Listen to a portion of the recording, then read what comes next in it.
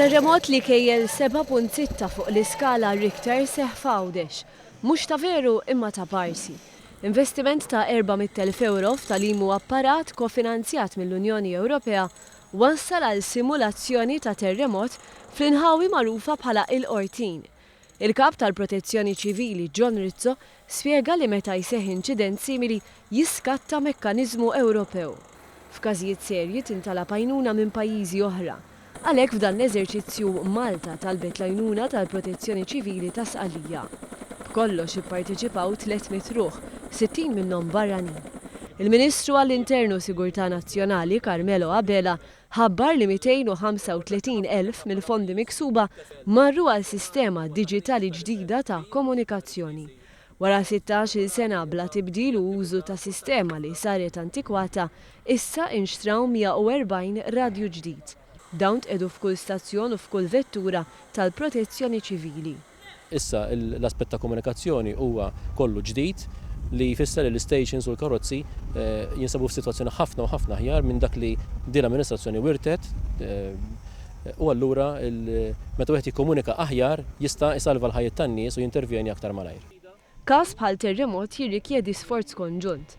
Kellim għall-infermiera Awċin tenna kemm hu importanti li entitajiet varji ikollhom opportunità jikkollaboraw biex fi kliemu b'temiża jiftehmu min għandu jagħmel xiex.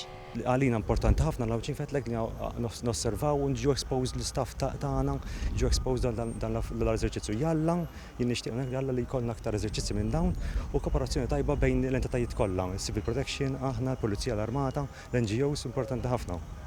Infatti il-Ministru Abela ħabbar li fil-ġejjin qrib membri Maltin se jmorru Lampedusa biex jagħmlu aktar taħriġ. Iżda dan it-taħriġ għaliex intażel Għawdex. Il-Ministru Anton Refalo spjega li t-taħriġ kellu jinkorpora x'jiġri meta forzi Maltin ikollhom jaqsmu l-fliegu għall-għajnuna. Din ma kinitx l-unika raġuni. Turi wkoll li aħna qegħdin naħdmu bħala tim illi kull inizjattiva li ssir Malta ssir ukoll ġol Gżira Awċija. Protagonisti ma kienx hemm biss nies, fosthom ħafna volontiera, imma wkoll klieb.